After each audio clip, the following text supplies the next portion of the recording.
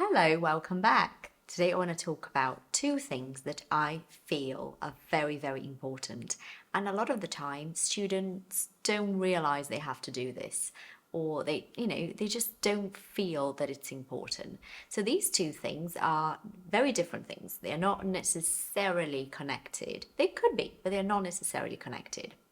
The first thing that is very neglected by learners, neglected means, nah, I'm gonna forget all about this. I don't need to do it. I don't need to spend time on this, is pronunciation. People have this feeling or belief that pronunciation is about accent, and I have an accent. I am not a native speaker. And if I work on my pronunciation, I am denying my identity. So it's almost like a psychological thing. Well, guess what? Pronunciation is not the same thing as accent. A lot of the time, they are kind of connected, they overlap. They overlap, they get on top of each other, they overlap, they can be very similar a lot of the time, but they are not the same thing. So the thing is, your accent is something that you bring from your native language. You can't get rid of it. To get rid of something is to completely not have it anymore. Get rid of it. It's not mine anymore. It's gone. Fine. You cannot get rid of your accent completely because it comes from all the muscles that you have developed and your hearing ability for sound from your native language. So that is something that is a part of you, really. Pronunciation, however, is knowing what the sounds of English are and how to reproduce those sounds in a way that people understand what you're saying. So you're still going to bring aspects of your accent into what you're saying, for sure. But the difference is that now you're using the sounds that belong to the English language. Guess what? There are 44 sounds in British English. 44. And most learners have no idea what these sounds are, okay? So learning pronunciation can change your game. Can change your game. To change your game is an expression. It means that it's going to change how everything is for you in terms of speaking English. It changes your game, really, because people understand you more. When people understand you more, you feel what? More confident. You feel like you know what you're talking about. It gives you this feeling of, actually, I'm not doing this wrong anymore. People talk to me, they understand what I'm saying. Yay! You feel motivated, you feel confident. That's really great. And there's something else about pronunciation as well. When you learn the sounds of British English or American English or Canadian English or whatever, British or American usually, mostly, you understand native speakers a lot better.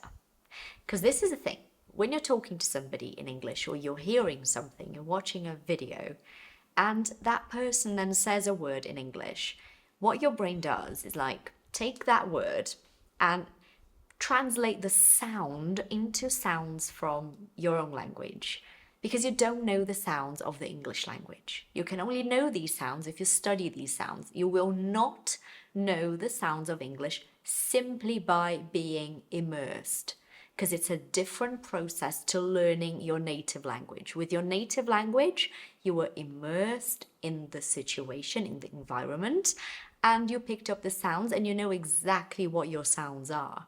Right? Like I know my sounds from Portuguese. I know exactly what they are. I never had to learn them. I just know them. Well, with English, things are very different. You have to learn them.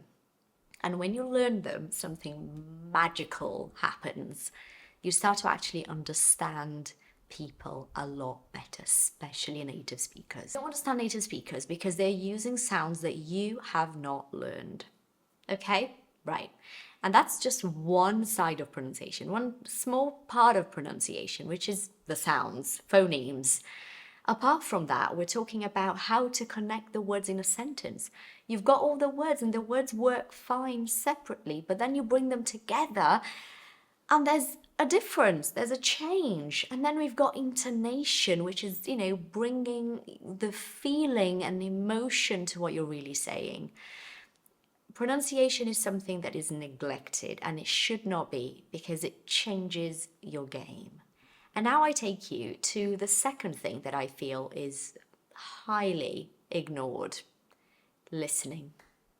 So people are very concerned about their speaking. Yeah, you want to speak better. Speaking is everything. I want to have conversation classes. Here we go again. But you don't understand what is being said. And this is the key that I really, really need you to fully comprehend here.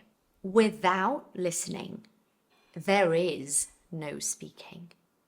Because speaking is simply an outcome, a result that comes from listening. That's what it is. You were a child and you were learning to speak. Now, this is something that I am going to compare to your native language for you to be able to understand what I mean. You were learning to speak because people were speaking around you and they were speaking to you and you were hearing things. So your listening was being developed, and then you started repeating what you heard. But learners don't want to do that. They just want to develop their speaking. They just want to be able to speak more. Well, okay, I get it, guys. Like, I'm not a native speaker. I know exactly what it feels like to want to speak better. But I also know that if I had not worked on my listening from day one, from the get-go is an expression, meaning from the very beginning. From the get-go in England, I would not speak English in the way I do today. I am fully aware that I speak like this because of all the listening I have done, and I still do, because I have learned how to use listening in my favor to help me improve my speaking. It's not just sitting there playing a podcast when you're driving. That's not it. It's about paying attention to the way the language is being used so that you can bring that into your speaking. I have met students and people that were not my students as well, but I have met students who cared too much about their speaking to the point that I could tell, and this happened very recently actually, I could tell when I was talking to my student that they were not really understanding what I was saying. But when they were speaking a lot.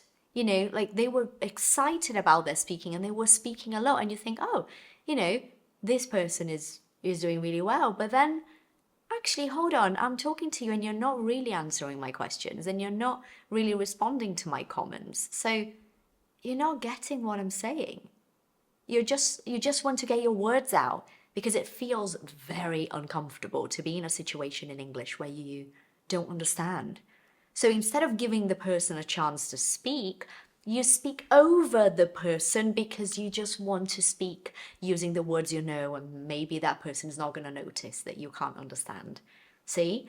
No. First, listening, then speaking. Speaking comes from listening. Remember that, okay? These two things I said today are so key: pronunciation and listening. Best of luck. See you later.